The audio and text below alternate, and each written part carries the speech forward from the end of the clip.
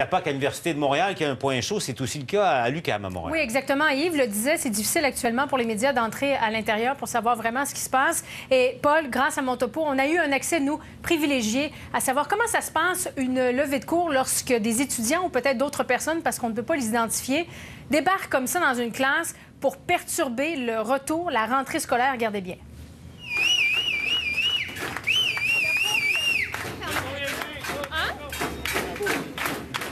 Alors, ça s'est passé à l'UQAM, au département de psychologie, hier matin. Premier jour de classe, imaginez, perturbé de cette façon par des dizaines de personnes qui sont rentrées comme ça, cagoulées. La personne qui nous a fait parvenir cette vidéo, elle veut taire son identité. Alors, je vais l'appeler Sophie, non fictive. Bonjour, Sophie. Bonjour. Racontez-nous ce qui s'est passé hier matin. Bien, dans le fond, on est arrivé à nos cours le matin à 8h30. Puis, quand on est arrivé pour entrer dans le local, on avait 2 personnes qui bloquaient le local. Nos professeurs, j'avais 2 professeurs dans ce cours-là, ils sont allés, ils ont discuté avec les étudiants, ils sont partis, on a pu rentrer. Et par la suite, qu'est-ce qui s'est passé? On a eu une demi-heure de cours, tout a bien été, puis après ça, ils sont débarqués au moins 30 dans notre local. Ils se sont mis à siffler, à crier, à taper sur les bureaux. Ils ont monté debout sur les bureaux. Ils ont caché les projecteurs. Dans le fond, ils ont monté sur tous les bureaux, ils ont tapé, ils ont fait aller la lumière aussi. Tout pour pas avoir de cours. Ils ont levé les écrans pour pas qu'on puisse voir. Et comment vous vous sentiez, vous, de voir ça? Honnêtement, j'ai eu vraiment peur.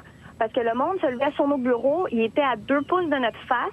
Puis on était pris, notre local, il était vraiment pas gros. Puis ils ont tous pris la place. On se sentait vraiment intimidés. On a tout figé. Bien, justement, vous parliez d'intimidation. Il y a justement une étudiante d'un cégep qui parlait à Yves Poirier tout à l'heure qui disait que les policiers intimidaient les élèves, mais dans ce cas-ci, c'était peut-être d'autres élèves qui vous intimidaient, là. Oui, moi, j'aurais vraiment aimé ça avoir la présence de la police hier. Parce qu'on se sentait vraiment pris dans l'école, dans les corridors. C'était un enfer. C'est carrément une guerre contre 2 clans qui se passent dans les universités en ce moment. Bon, et la suite des choses, parce qu'on comprend que votre cours a été annulé hier, la suite des choses pour la semaine qui suit, là? On a demandé un AG, un assemblée générale qu'on va avoir mercredi. Puis d'ici là, on va voir, on peut absolument rien prévoir. Et à quoi vous vous attendez de la part de la direction de l'UQAM? On s'attend à ce qu'ils soient avec nous, qu'ils répondent à nos courriels. On passe notre temps à leur écrire, à les appeler. Il n'y a personne qui nous répond. On aimerait ça qu'ils nous aident parce que nous, ce qu'on veut, on veut seulement étudier et retourner en classe. Et en terminant, est-ce que là, vous allez pouvoir reprendre vos cours cette semaine? Je pense pas.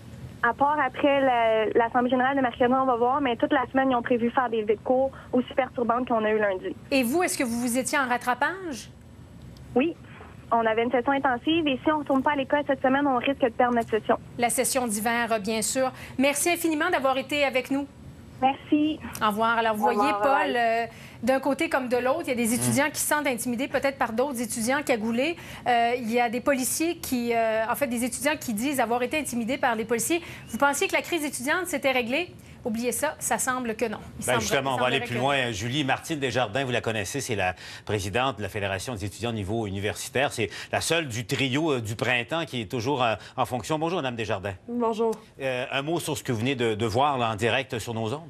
Bien, c'est sûr que de part et d'autre, il y a beaucoup de violence, beaucoup d'intimidation. Évidemment, on a toujours dénoncé cette forme de violence, mais je dois dire que franchement, l'Université de Montréal qui utilise les policiers depuis 2 jours, ça l'amène quand même un climat de confrontation. On le voit sur le terrain, c'est rien pour aider. Au contraire, on voit à l'UQAM, et là, je voyais la vidéo de la jeune fille, c'était hier. Aujourd'hui, à l'UQAM, les levées de cours se sont passées dans le calme. D'ailleurs, on n'en a pas entendu parler. Donc, il semble que la situation à l'Université de Montréal soit principalement due aussi à la forte présence policière. Je ne suis pas en train d'excuser ou d'expliquer non plus la violence et l'intimidation. Je veux juste être très clair ici. Là, on le dénonce de part et d'autre, mais il reste quand même que je m'explique très mal le silence actuellement de l'administration de l'Université de Montréal sur la situation qui se passe dans leur université.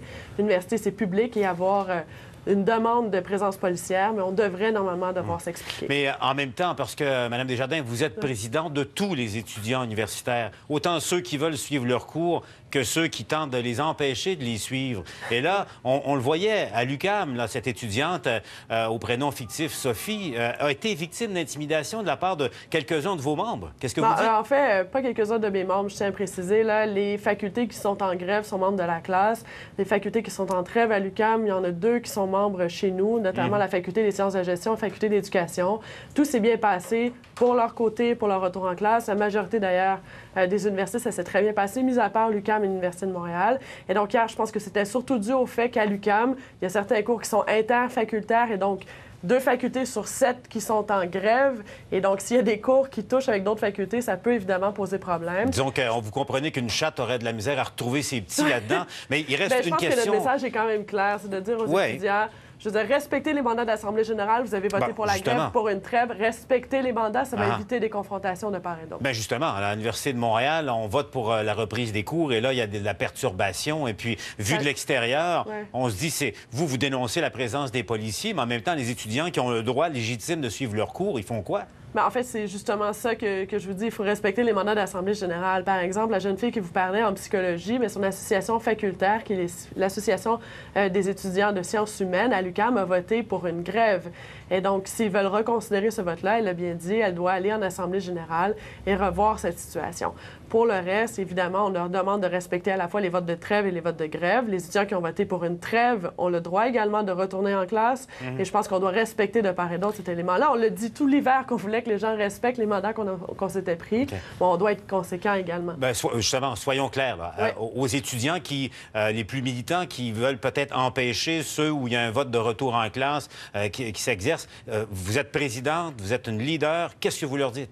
Bien, évidemment, je vais répéter exactement la même chose. On respecte les votes en Assemblée générale. Si les étudiants ont voté pour une trêve, on le respecte. Si les étudiants ont voté pour une grève, on le respecte. Et je pense que c'est dans le respect mutuel qu'on va arriver à la fin de ce conflit-là.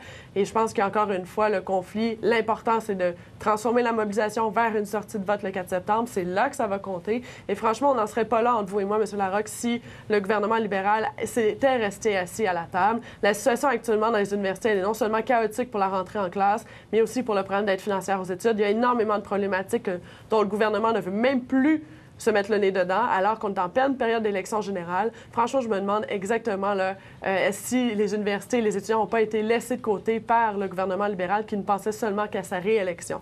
Franchement, je suis énormément déçue actuellement du gouvernement libéral. Et à ce que je vois du côté de la coalition Avenir Québec, c'est rien de plus rassurant pour justement les élections à venir. Je vous avoue que c'est hautement inquiétant ce qui se passe. Mais êtes-vous en train de faire un message partisan en direct sur nos ondes, Mme Desjardins? Vous inquiétez pas, je m'en prive pas depuis le début. Les libéraux et nous, ce n'est pas une histoire d'amour. Et effectivement, on invite nos membres à ne pas voter pour les libéraux. Et la coalition Avenir Québec, c'est exactement ce que je vous dis. Pour nous, M.